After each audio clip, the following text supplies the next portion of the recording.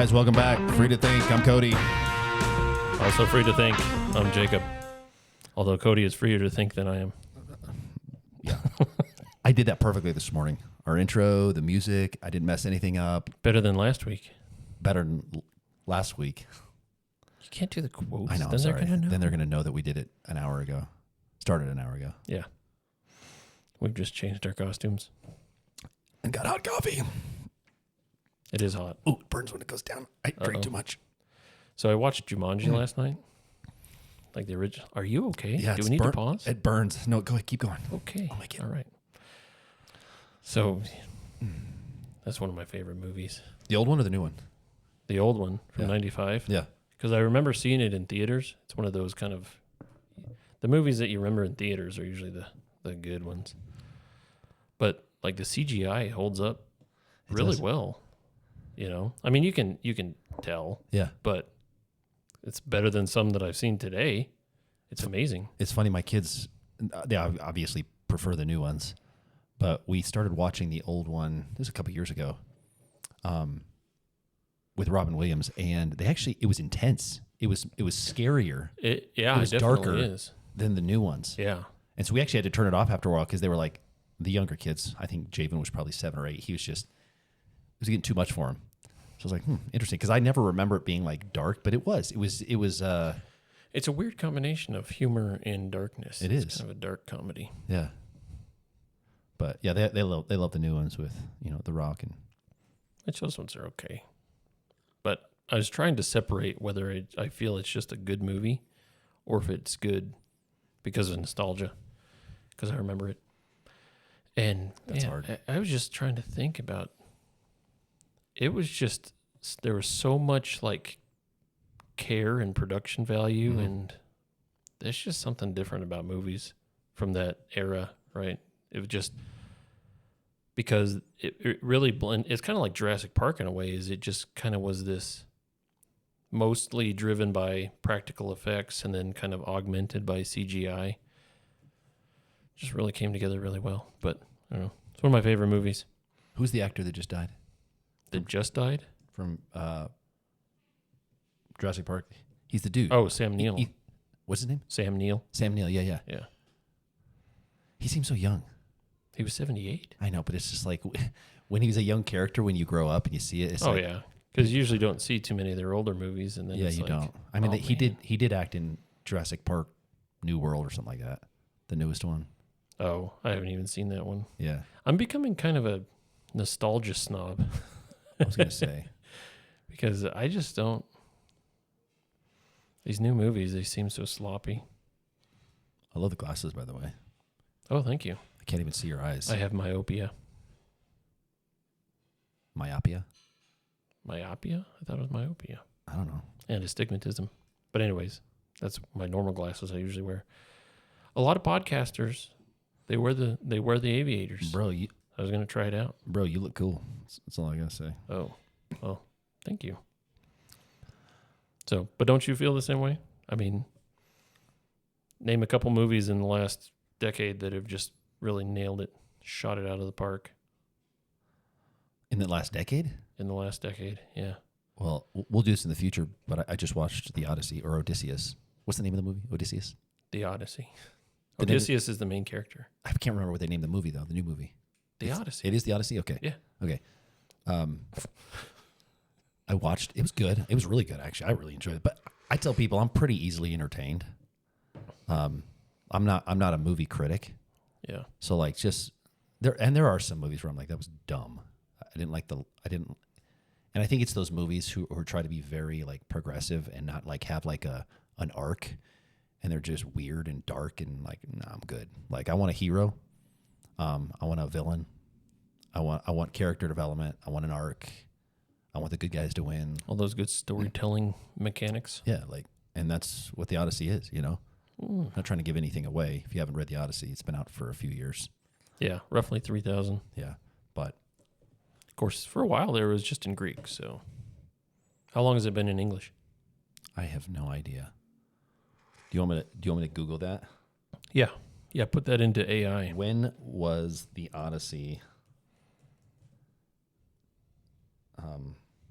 crap. What's Translated? Translate. Jeez. This is the problem with AI. You start to lose words. That's what I worry about. We should have said that last week.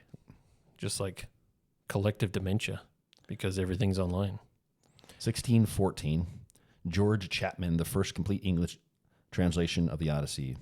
It was written in poetic verse and is famous for inspiring the poem On First Looking into Chapman's Homer by John Keats.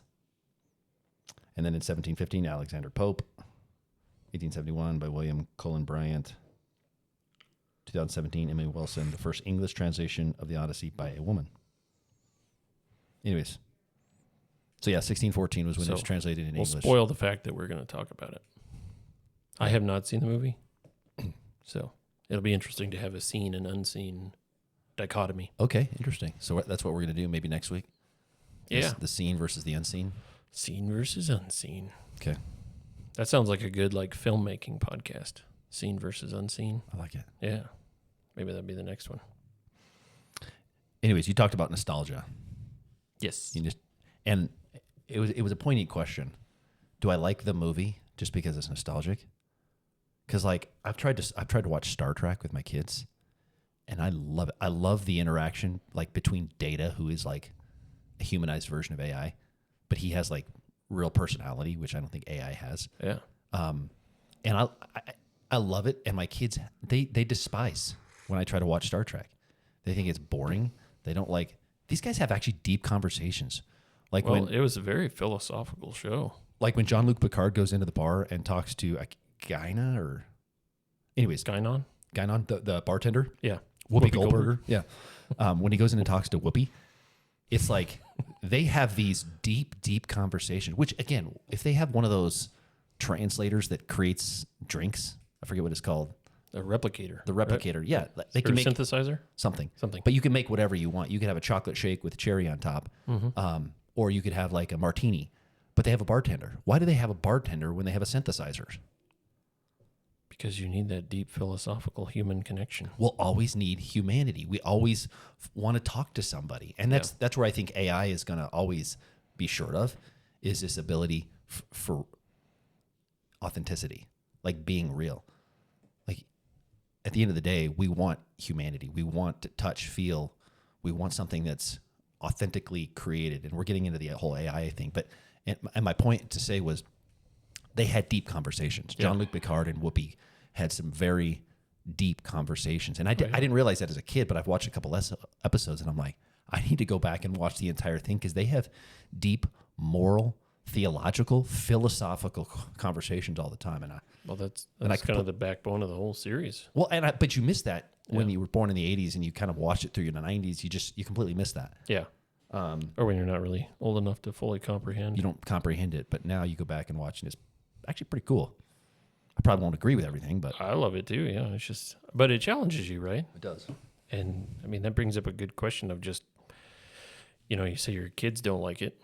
Well, why did we like it as kids and they don't like it these days? Cheesy graphics. That's probably one thing. But I mean, if you look at, and it probably wasn't really marketed as a kids show, right? It wasn't. Kids enjoyed it. It was I think they were only half-hour episodes anyways, maybe. Yeah. But they were short. I remember coming home and it was always on at 5 or 6. So it was we'd have dinner and then my dad we'd watch Star Trek Next Generation, with Jean-Luc Picard. That was always my favorite. The original Star Trek was before my time, so I never got too nostalgic about it. But the original one was in the 60s, right? And they had the movies. Star Trek, the motion picture. I couldn't tell you. I always thought the original one was with, what's his name? William Shatner. Leonard Nimoy. Yeah. DeForest Kelley. Yep. James McGowan. Live long and prosper. Spock. I do like Spock. Who's Spock in the Next Generation? Is it Data? Kind of that replica of pure logic and... Probably. Yeah. Yeah. I really remember, yeah, I think so. Anyways. So, yeah. Emotionless, but pining for emotions, right? Because the thing about Spock is he was half human. Mm-hmm. So he sort of had that emotional, it kind of fought with him in himself emotions versus non-emotions. Yeah, and I think they bring and Data was just like pining for that human experience. He wanted to be human. He was Pinocchio. Yeah, except his nose didn't grow. I remember when Riker, who's second in command of the Star Trek or the Enterprise, Commander, was talking to Data, and Riker had just shaved, and Riker said, "Smoother than an android's butt," and Data goes over and feels it. Goes, "No." Android humor. See, that's good. Yeah, it's that's good humor. Yep. So, but I truly believe that things were just better back then in the 90s. Big culture. I read an article yesterday. They were talking about Star Trek and Star Wars, and his favorite series used to be Star Wars, but he's gone back to Star Trek because he says that Star Wars has been polluted. It's been overused. It's been over commercialized, especially since Disney bought it in 15? Something like that. Yeah. And that Star Trek still has its original, attraction. It has its original vibe, whereas Star Wars has kind of lost that. And even the new Star Trek series, amidst even the new Star Trek movies and series and different stuff like that, he still thinks it has kind of that original vibe and lure. Whereas and I disagree with him. I love Star Wars. And again, I'm kind of easily entertained, but he said, he referenced like Solo, the movie Solo. He said it just flopped at the box. I actually really like the movie Solo. It's actually, in terms of the new ones, it's kind of up there in kind of the offshoots of Star Wars. Yeah. I love the backstory of Solo. I think they did a great job. Still one of my favorites. And then he referenced The Mandalorian and Grogu and how that series has just kind of been ho-hum. And I actually really liked this series. I went to the movies with my kids, and we watched the new movie Mandalorian with Grogu movie. It was fun. It was exciting. I kind of like the continuation of the whole lore, and it hasn't degraded Star Wars. Yeah, when they get political and they've got to, kind of make a sacrifice to the wokeness of our culture, that kind of annoys me. But for the most part, I do enjoy the extension of the lore. But what about Rise of Skywalker? The Rise of Skywalker? Mm-hmm. Like, what do I think about the movie? Yeah. Which number was that? 9. Yeah, is that where they find him on the island? Or is that... That was, Force Awakens at the very end, Rey finds Luke Skywalker on the island. And then The Last Jedi was mainly on the island. Yeah. Between Rey and Luke. And then, those. But the Rise of Skywalker was when Rey at the end is like, calls herself Rey Skywalker. Yeah. So what do you think of that movie? I think I was originally kind of disappointed that Luke wasn't more involved. And that even when he does get involved in the end, he's just like, I don't even know what you call it, but he was projecting himself. When he was fighting Kylo Ren, not fighting Kylo Ren, but Kylo Ren saw him. That's in The Last Jedi. Oh, is that the last one? Mm. Well, it's the middle of the sequel trilogy. Regardless. So, but maybe that's case in point, right? It's like, what happened in Rise of Skywalker? Do you even know? I don't really. If I went back and watched it, I'd remember. But I know I was disappointed that Luke wasn't more involved. He wasn't like, in 4, 5, and 6, he's like the savior, right? And now he's always been kind of whiny. That's what I've always never really liked about Luke, is he's just whiny. Yeah. And maybe that was just a continuation of his character, but he just seemed whiny again, and like he wasn't that savior that he was, or that he was supposed to be, at least. Wasn't the hero. Yeah. That had kind of been set up at the end of Return of the Jedi. Yeah, like I was at the end of, not Return of the Jedi, but at the end of the 7th one, where we get introduced to Rey, or is that with the 8th one? Oh, the 7th one. That would be Force Awakens. And at the end of that, is that when she meets Luke? Yeah, because she's walking up to him on the island. At the end of that one, when kind of crested and you see him, I was like, no, this is awesome. Like Yeah. the next one's going to be awesome. And I was disappointed with the following one. Yeah. Like how they did him and how he was just like, They turned him into a frumpy old man. yeah, It's like a failure. But Yeah, there's a character assassination. But, I mean, Rise of Skywalker, don't like it. I did not see that one in theaters because I was just totally disinterested. And I saw it once on a, DVD or we had Disney Plus or something. And it was just terrible as far as, and it wasn't even the woke stuff. I mean, there's a little bit of that, but it was just the storytelling strategy was just awful. I mean, you could tell that J.J. Abrams didn't like what Rian Johnson did with The Last Jedi, so he like wrested control of the trilogy and just Tried to redefine what happened. I mean, the meme of the century, right, is just like the somehow Palpatine returned is like, I know. it is the quintessence of stupid storytelling of just like, Because if they, at the end of, I mean, Anakin's sacrifice at the end of Return of the Jedi is like the stuff that dreams are made of, right? Yeah. It's just like, here is this person that was so corrupted, but this little seed of good that was in him, and then he destroys the Emperor. And then, 40 years later, he just pops back. somehow the Emperor returned. Yeah. And we're not going to explain it. We're not going to do anything. We're not even going to give homage to the fact that Anakin sacrificed himself. And it's just like we wanted. So it was just so. Because no matter how many times you kill him, he'll just keep coming back. Yeah. Like if you can just always bring him back in the future.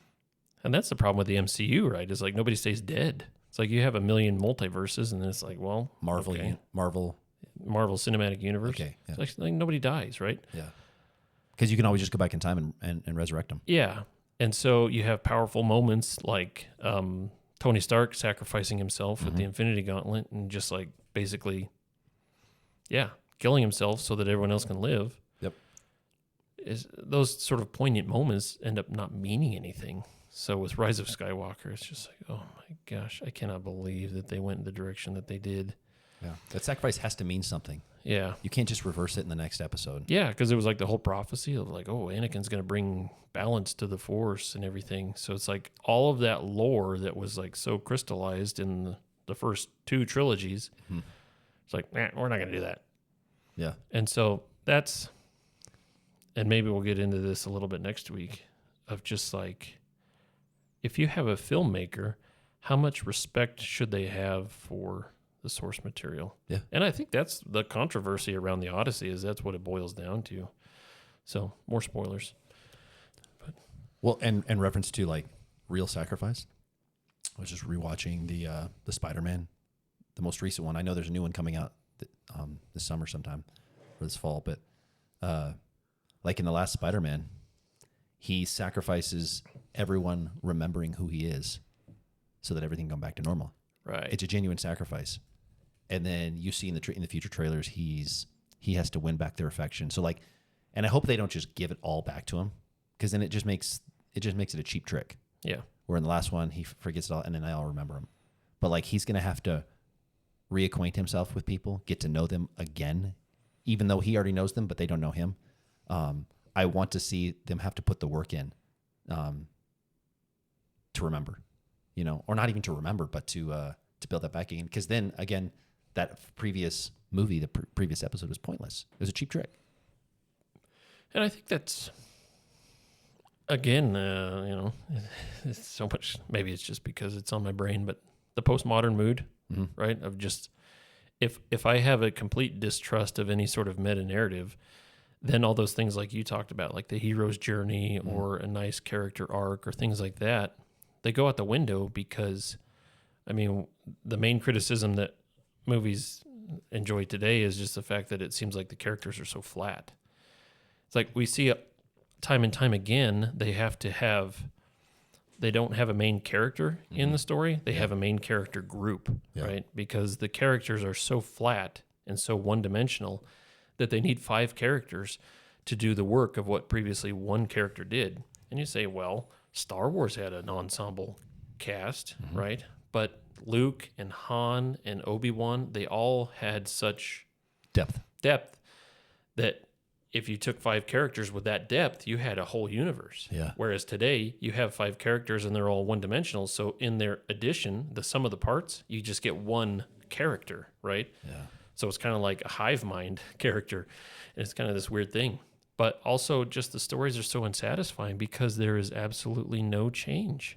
Like if you take a look at the character of Rey, right? That's the classic one that gets to kind of picked on these days. If you look at Rey at the very beginning of the sequel trilogy versus at the very end, she's basically the same person, and there was very little growth. I mean, if you look at Luke, I mean, he was pretty whiny, a little petulant little baby at the very start. Sure. But at the end of Return of the Jedi, you know, he had kind of grown into that. Yeah, you're right. That hero. And it was the same as, well, maybe not exactly the same, but if you look at Anakin in the prequel trilogy, you know, he started out as a petulant little kid. And then, of course, he went to the dark side, but his ultimate arc was back to the light side, right? And so there was change, there was growth, there was success and failure and so many things. But I don't think today it's almost like, and I don't know who's responsible. Is it the screenwriters? Is it the directors? Is it the studios? They all probably interfere and have their fingers in things. But if you talk about a main character, they don't want to beat up their main character, you know? Yeah.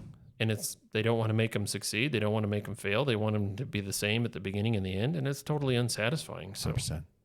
So if you talk about, like, for instance, the new Jumanji versus the old Jumanji. In the old Jumanji, you have this character, Alan Parrish, who at the beginning, he's kind of this coward, you know, because he runs away from the bully, Billy Jessup. Yeah. And then when he puts the shoe on the conveyor and the machine, like, eats the shoe, he doesn't cop to it. He just walks away and he lets Carl take the fall, you know.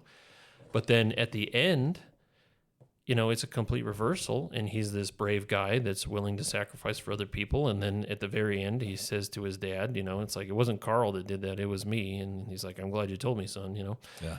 So you can see how his character changed, right? But if you look at the characters in the new one, I mean, you have these 4 characters, you know, if you look at all of them, they're pretty much the same exact character from beginning to end. I know there's a little bit of growth.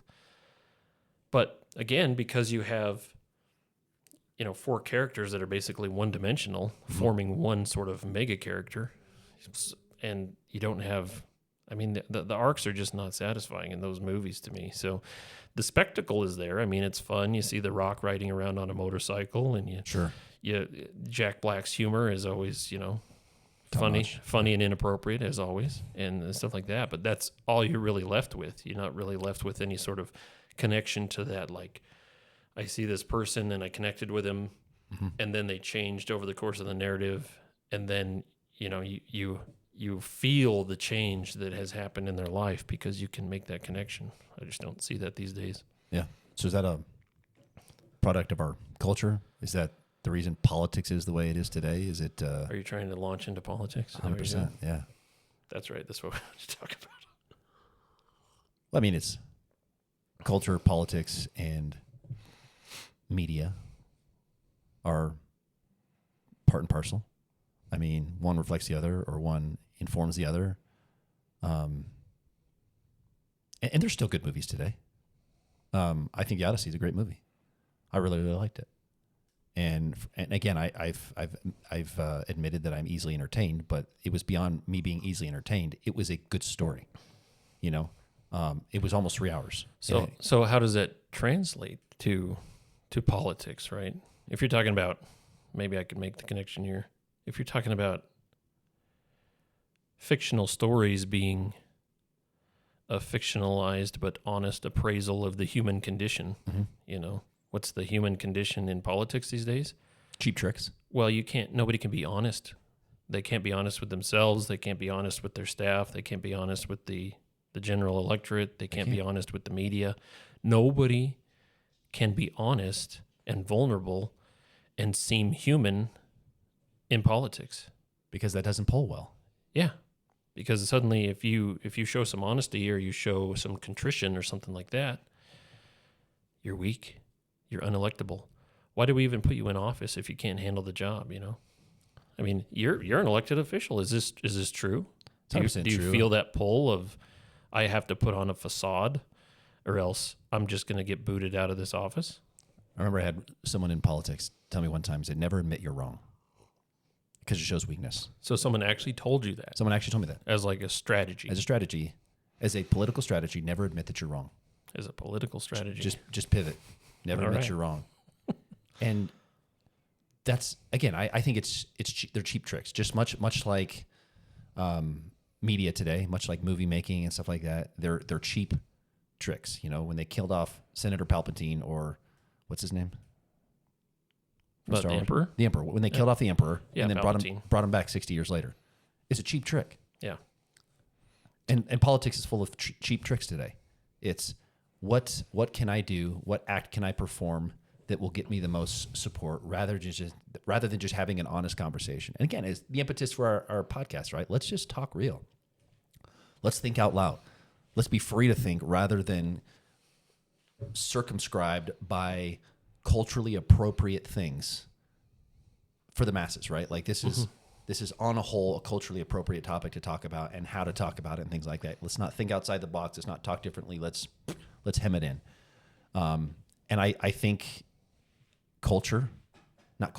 but rather politics absolutely reflects what we see in both media today, what we see in culture, what we see in social media, you name it. They're all cheap tricks to get something.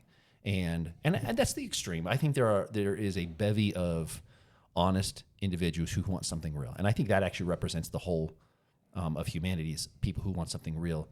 But then you've got the actors, you've got the people in charge, you've got the kind of more extremists who want to win power. And again, we've talked about this before, but most arcs of politicians or leaders is to amass more power. Rarely do you see leaders give up power. Rarely do you see leaders self-limit their own power. I mean, that's a true sacrifice, right? Mm-hmm. For instance, George Washington saying, "No, I'm not going to serve 2 terms." Yeah, and there's a handful of even senators in our history that have said, I'm going to limit myself, or even House of Representatives, I'm going to limit myself to certain terms. Now, funny or not, a lot of people who make that pledge break that pledge. Yeah. Because they get whatever pledge they made, whether it was 8 years, 16 years, whatever it is. They get to that point and they go, wow, I can't let go of this power. Power must be addictive. It probably is addictive. Like a drug. But there are many who have said, I committed to 8 years. I'm going to stick to 8 years. And they've given up that power. And it's like, shoot, those are the type of people we actually need in politics. Yeah. The ones who are willing to give it up. Yeah. Because then the guy or gal who replaced him or her is now perpetually in power because they're not going to make that same pledge. And the alternative is you have to force them with term limits. You would have to force them, but they're the ones that have to put it essentially on the ballot, you know? And so you have to get a majority of Congress to say, we want term limits, and then it's going to have to go to the states and convention of states or whatever. Yeah. And it'll never happen. Yeah. It's just not in the self-interest of senators and representatives to term limit. And I've heard the other argument that the ultimate term limit is the voters, and if the voters continue to put them into office, then there's your term limit. There's what the voters wanted. Yeah. But there's just such a power to incumbency. It's almost insurmountable. Although we've seen a lot of turnover this last election. It's been tumultuous. It has. We've seen on both sides kind of the more extreme candidates winning. Yeah. So even here in Colorado, we've seen some people associated with the Democratic Socialist Party of America, you know, which is, again, mind-boggling. But yeah. It's wild. It is. So any specific politicians that you could point to and just say, here's an example of just extreme inauthenticity. That's a hard word to say. Inauthenticity. I think you see it in an arc, right? Like I think a lot of politicians start out really, really genuine. And then this thing called audience capture starts, where like they start out honest and genuine, and then they put something out, they put an idea out, and the response was big. So they go, ooh, I need to do more like that because it boosted my fundraising amounts. It boosted my support. It boosted my YouTube algorithm. I need to do more things like that. And so then they continue to do things like that rather than being honest and genuine about topics. They focus more on things that are getting them hits and stuff like that. And so you start to get this audience capture. Then the only people that are supporting you are people that would have supported you anyways. They're not people who are genuinely interested in what you have to say. Yeah. You've then just become a political prop or tool for the system. And you've put all the people that agree with you closer to you and the people that disagree with you, even though if you're ideologically on the same side, their opinions are going to be harder for you to actually encounter. Yeah. So you've siloed at that point. Yeah, and I see that a lot in podcasts too. Like, I'll give one example. I used to really like to listen to Megyn Kelly, who used to be on Fox News. Like, she started her podcast. It's just like, oh, she's a heart, and she's still like that to a large degree. But I get this feeling that she's starting to tune in to a specific group or algorithm that gets her a better response. And maybe it's not even perceptible to her. Yeah. But I just start to see it, and it frustrates me because I used to like how she just thought outside the box. Yeah. And here's what everybody else is thinking, and she's willing to call it out. And there's examples of that in both politics and in podcast. I think Ted Cruz I used to love Ted Cruz. He was just like bare bones, conservative. He was principled and things like that. And I think over the years, there's been this capture of him. And because he's become a brand? Because he's become a brand now, and he plays that brand. And there's just something inauthentic about it. And sometimes it's hard to explain. It's like the whole AI debate, right? We crave authenticity. Mm-hmm. And when something ceases to be authentic, or there's a mixture of inauthenticity or audience capture that's mixed into there, I just slowly get turned off. Yeah. And I think that's why podcasts like Joe Rogan, and he's probably done this better than anybody, but he's just purely authentic. Just bounced around on any topic, no matter what. Bounce around on any topic. They do stuff on there that nobody else does. He's just free to let's just talk. And that has been what is so attractive about that. Who else can create a 4 or 5 hour podcast and literally have tens of millions of people listen to it? Like, it's one thing to have a 30-minute podcast and be super popular and people listen to it, but to have multiple hours where people... It's legendary. And do it 5 days a week. Mm-hmm. You almost don't have enough time to prep. Well, it probably doesn't, you know? Or he has a team that does all the preparation too, which is fine. Yeah. But I think then again, you run the risk of, if I have a marketing team and I have a research team and I have a whole organization that's centered around me and my personality, I think that polarizing effect is going to happen no matter what. Yeah. Because, it's very few people, Abraham Lincoln or Winston Churchill, that will just purposefully bring in people that disagree with them. Yeah. And seek that alternative viewpoint. Most people, because a cognitive bias is the groupthink cognitive bias, right? We all want that affirmation, and we all want people to shout our praises and adulations and things like that. So, it takes a pretty humble attitude to say that, no, if I get caught up in the churn of all this affirmation, I'm going to need somebody that's going to ideologically slap me in the face and say, hey, you need to think about this a different way.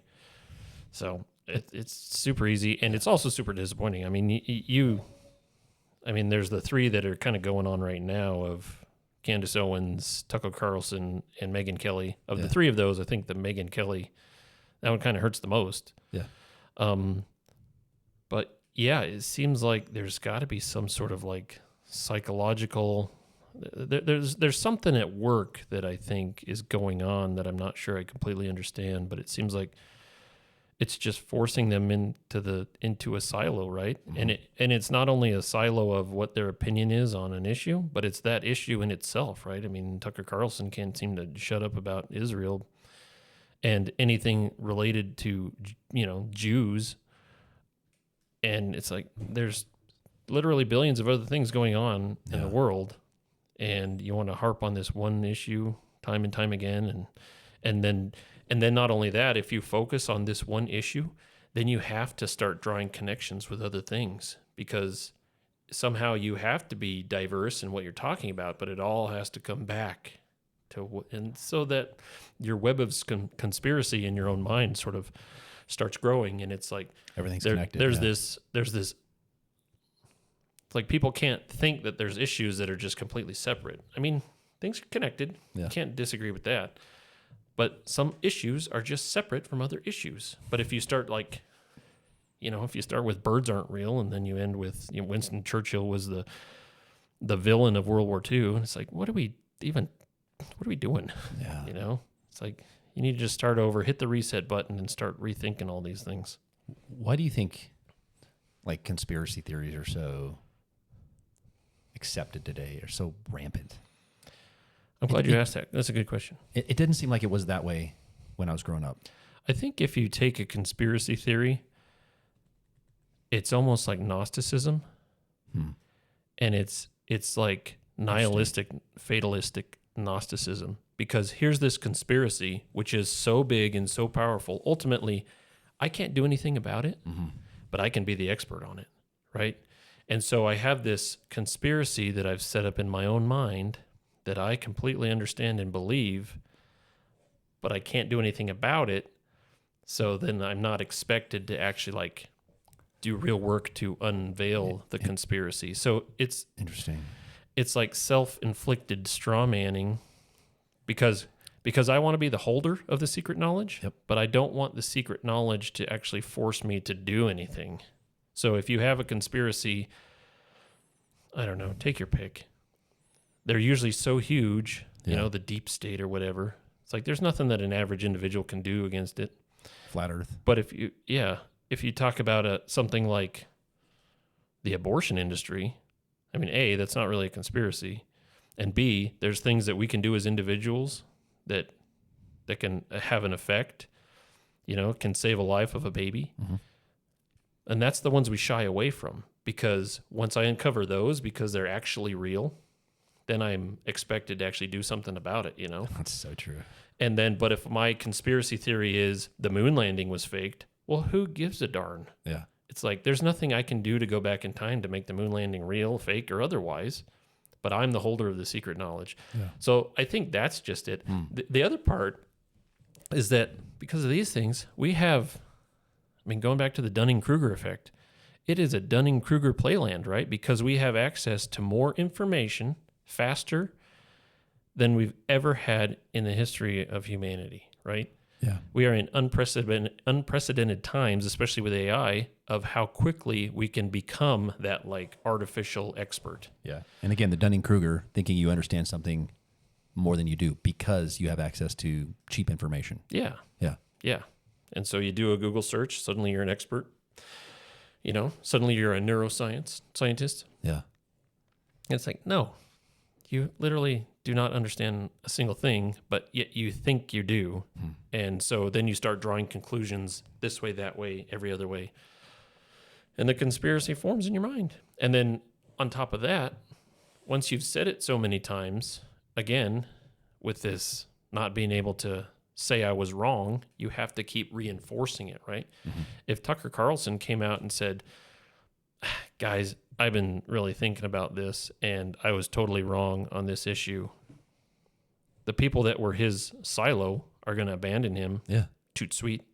And the people that otherwise wouldn't have been his silo are going to be reluctant to return. So suddenly his media empire collapses, right? Yeah. They'll be grateful that he was honest, but they're not going to go back and listen to him because they can't trust him anymore. Yeah. I mean, it's the same as when you have a moral failure at a high level in a church, right? It's like, sure, there's forgiveness, but their influence and their status is never, ever going to be the same. So it's the same with political punditry or even being a politician. Yeah. It's like once you admit you're wrong, there are extreme consequences to that, even though it's probably the right thing to do. Yeah. It's a perverse incentive for sure. Yeah. Perverse. And that's probably why I got the advice to, when I was early in politics, someone said, never admit that you're wrong. Yeah. Because the numbers say if you admit that you're wrong, you're going to lose more than you have. And that it's that that ideology, I guess. I don't know if it's really an ideology, but it's that idea that is so pernicious in politics, in media, this idea that never admit that you're wrong. Yeah. And but what that does is it drives you deeper into the hole, farther down the rabbit hole, because if you can't admit that you're wrong, then you have to have justifications, and your justifications get broader and more secretive and more Gnostic in nature, to the point where you're like, where did he go? Yeah. And it's like, then you become just unrecognizable. Yeah, and your explanation for reality is just clearly unattached to reality. It's so out there and bizarre. And the ability for intelligent people to follow these people down the rabbit hole is just mind-boggling. Yeah. I don't know if it's they need something to cling to. They need an answer. They're so unsettled without having answers. And it's this labyrinth of connections, right? Like, I don't trust my government, therefore the moon landing couldn't have happened. Yeah. I mean, I'm all in support of like people being critical or skeptical of their government, 100%. But that doesn't mean the moon landing didn't happen. You know, that doesn't mean you can't trust your government to properly process your tax payment or something like that. And what an exhausting way to live, of just continuously being mistrustful of everything. It's like a healthy amount of skepticism is fine, but then let your skepticism be satisfied and say, yeah, I was wrong, right? Yeah. I was a skeptic on this certain point, and then I have evidence that I'm pretty sure is true and believable. And yeah, my skepticism was unfounded. So people can't even be honest with themselves, right? I mean, we have this rampant like external dishonesty and inauthenticity. Again, there's that word. Yeah. But also, can I be authentic with myself? And going back to the storytelling, I think the most poignant movies, novels, plays, whatever storytelling technique or medium that you're using, ultimately it's a mirror on yourself. The ones that really resonate are the ones that have like complex moral issues and complex moral characters, and then you reflect that on yourself and you say that the author has painted this tapestry of humanity. While fictional, it has eternal truths in it. Yeah. And then it comes back to me and to say, if I put myself in this framework that they've created, like, what does that say about myself, you know? Yeah. And so when you can't be honest with yourself and you can't be honest with your constituents or media or whoever, it's so defeating in every way. Like, real, true progress, like addressing injustices, becomes ultimately impossible, I think. Well, and it puts people who are, I don't want to claim, you know, that I'm the most reasonable person in the world, but it puts people who struggle with ideas. Because honestly by claiming struggle. that, you become unreasonable? No. It's just that, you know, I hear people all the time say, well, I'm the reasonable one. Well, and I don't want to claim that that I'm perfectly reasonable, because I have my own biases. I know that. But at the same time, I'm struggling. I want to struggle through ideas. Yeah. And I don't want to just lockstep, take for granted everything I'm told. I want to question things. And I can't even remember where I was going with this thought. Well, think about this. I mean, if you have somebody who is just completely reasonable, then they're just like the milquetoast. You don't even care what they have to say. Correct. But if you have somebody that's reasonable in a lot of areas, and then in this one area, they finally take a stand, they become unreasonable, they stand up for what they're believing in, then you take notice, right? Yeah, you do. But if someone just bounces back from all these extreme positions, then it's like the perfectly reasonable person seems to be the passive person. No, you're it's right. just a feather in the wind. But if the other person's just a stick in the mud, to use a bunch of metaphors, they're equally they don't get anything done, because the one person just sits there like a bump on a log, another metaphor, and the other person, because they are so unreasonable, you don't want to work with them. Yeah. And I don't know where I'm going with that, but I think I remember my point. And Okay. you helped make this point, is that you have people who are sticks in the mud, extremely so. They take extreme positions, and they force people who are reasoned, not necessarily milquetoast, but who are reasoned, who want a reasonable position, and they're stuck between two extremes, right? Like, who are you going to vote for? Are you going to vote for the Democratic Socialist over on this side, or are you going to vote for the weirdo conspiracy theorists on this? Because that's our only option, right? And then if you make a decision between the lesser of two evils, then you say, how could you possibly support this person? Well, the same was true if you went to the other way and said, I voted this, but how could you possibly support this person? And so it puts reasoned people who are reasonable, people who want truth, who are reasoning with tough topics, it puts them in this dichotomy of picking between two extremes, and then people left aghast that they could vote for such a person, even though that's the only option they had. And it's the state of politics today. It's an extreme unfortunate circumstance that a reasonable and agreeable personalities are kind of, there's no overlap in zealotry, right? Mm-hmm. Yeah, it's like if you are zealous, it seems like overwhelmingly you have an extreme opinion on stuff, right? Mm-hmm. But it's almost like we need zealotry in the reasonable sphere. Yeah. And once maybe I'd characterize it like this: World War I and World War II, the criticism is, well, the U.S. shows up late to the party every time.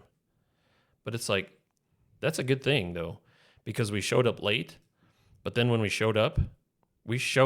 Yeah. We were there, right? Mm-hmm. And once you get to that critical mass of like, okay, now you done messed up, Ron, and then you go in and you just, right, the reasonable thing to do at that point is to stop Hitler from taking over 100%. Europe and ultimately the Western Hemisphere. And then, but the zealotry is like, no, we are on board. We are full force. We are going to stomp this thing out. 100%. And the reasonableness is also an evil too, because if you look at most of England, you had Winston Churchill, who was like, we've got to take this evil man on head on. We got to go take him out. We got to go to war. Yeah. And the reasonable people be like, no, he's actually a decent guy. We may not totally agree with him. And they were trying to reason with evil and trying to find that happy Chamberlain appeasement. Yeah. And so they were trying to find this reasonable middle ground with pure evil. And Churchill was like, no, we're not going to negotiate with terrorists. I think that's why we like the hero villain stories, because today all the villains are so nuanced. They have a tragic backstory, or they have trauma, or they're just misunderstood. And it's like we've both alluded to, no, we like the stories where the bad guy is the bad guy. Yeah. He's just evil. He's just the bad guy. He's powerful, and he's going to make a huge mess if he succeeds. Mm-hmm. And then the underdog good guys do everything. They make every sacrifice. They change. They learn. They get better. Yep. And then they defeat the evil bad guy. Yeah. Those are the stories that are so satisfying. And the ones where the evil is kind of nuanced, and it's like, well, I don't know if he's really truly evil. It's like, those are so unsatisfying. Yeah, they are. So, if you talk about this historical revisionism of it's just like, well, maybe Hitler was just this misunderstood artist. It's like, no, some people are completely captivated by the evil of the age, and they need to be defeated. Yeah, they do. Case in point, the most evil man on earth. Yeah. Right.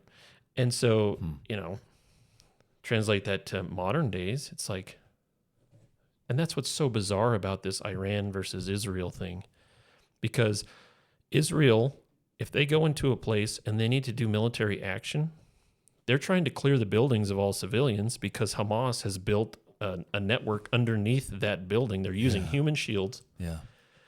And yet Israel is cast as the bad guy. That's unfathomable. It is. On the other side of the Strait of Hormuz, we have Iran, which last year killed tens of thousands of people. Their own people. Of their own people that were rising up in the streets. Mm-hmm. They just slaughtered them. And yet, no, we need to, this whole Iranian regime, they're just misunderstood. We need to negotiate with them. Yeah. It's like, no, these are some of the most evil people on the face of the planet. And yeah, maybe they just need to be eliminated. On top of that,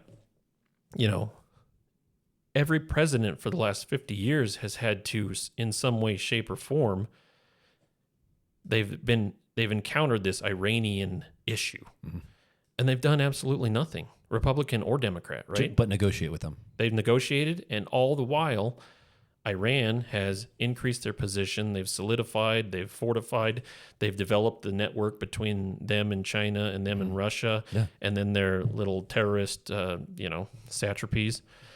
And so you have this situation where over the past 4 decades, neither party has dealt with this, and yet they get closer to a nuclear weapon, which, for all intents and purposes, they will use once they get it.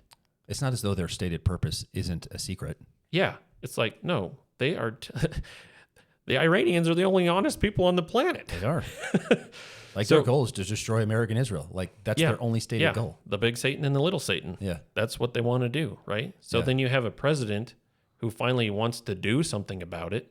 And of course, we've gotten a massively bad taste in our mouth of Middle East on the ground conflicts, right? Over the last 20 years. Rightfully so. But here we have a president who says, no, Iran having a nuclear weapon is completely unacceptable because of the human toll that it will exact. And I'm going to do something about it.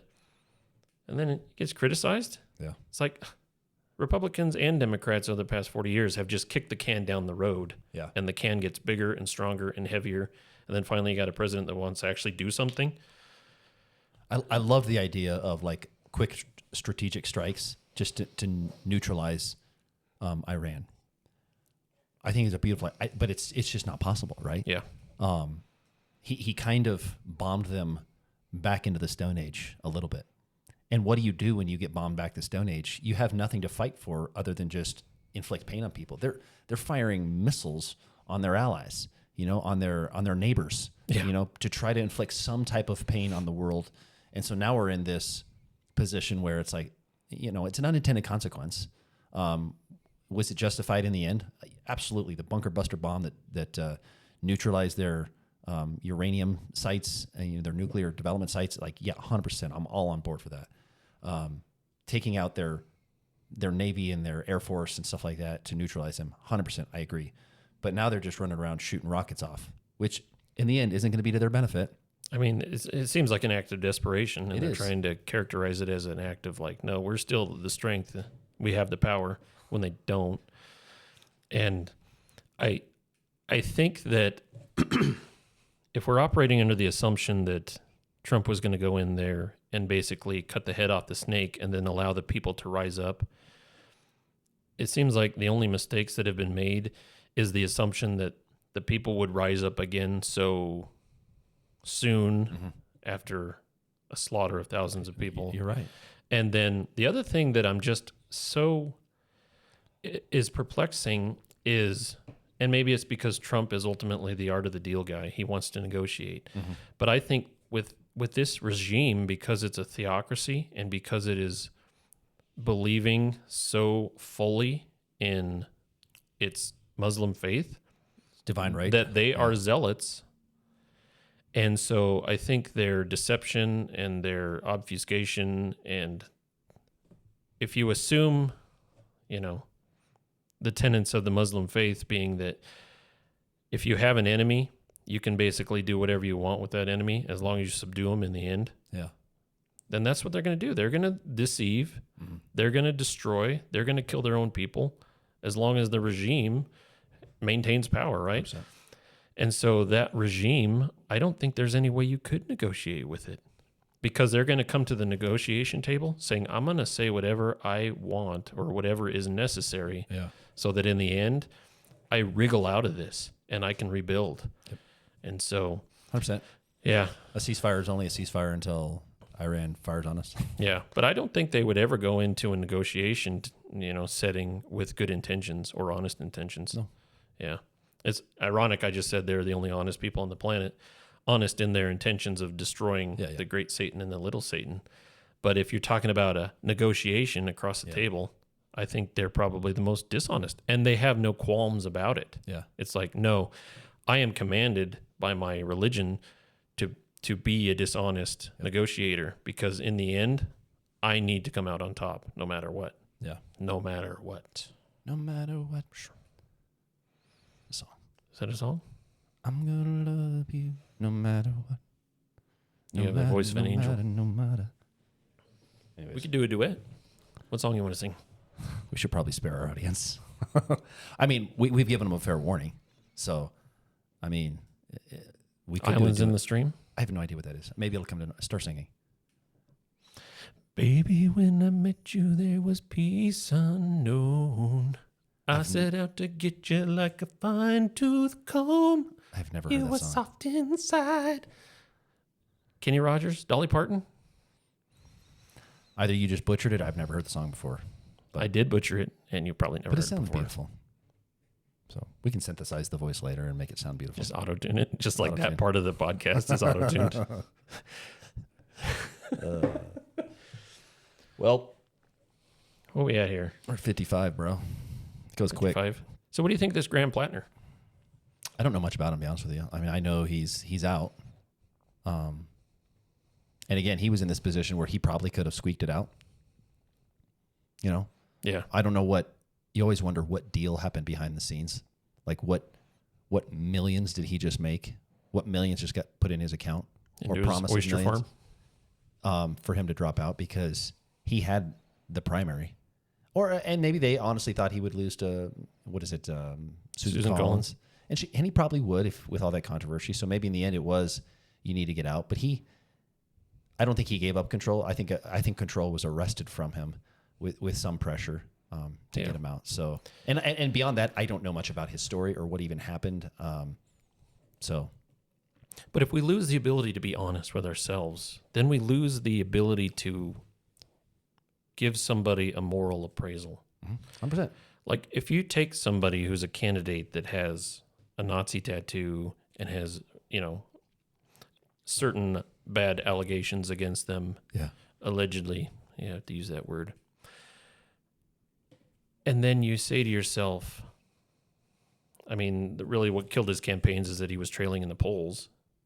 It's like, we've talked before about the ad hominem attack of if you're trying to reason with someone and you just attack them personally, that's not really a legitimate strategy.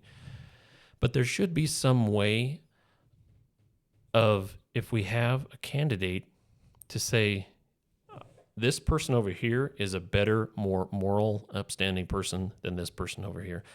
I think that's a fair thing to do. Because if we talk about the people that we want to represent us and we want to send to Washington or Denver, we want good moral people, don't we? 100%.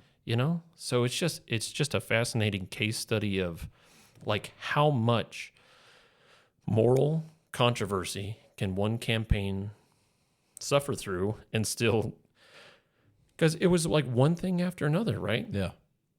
It's like the tattoo, the womanizing, the essay, alleged essay, and look up what that means.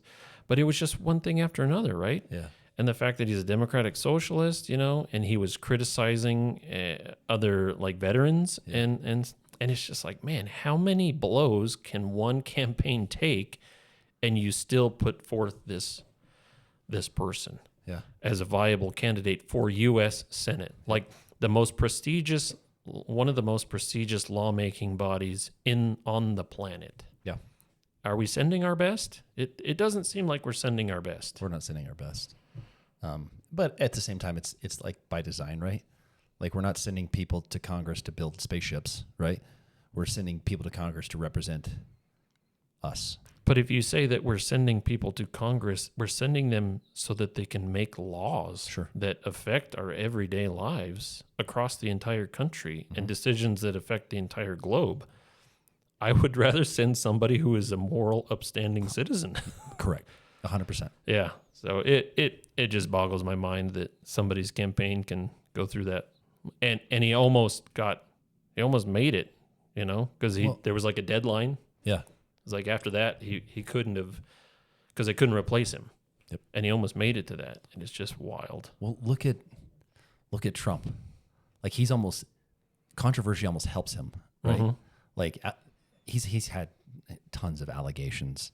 Oh yeah. But we also have him on film saying very sexually charged and degrading things about women, which would have killed any other candidate in the world. Oh yeah.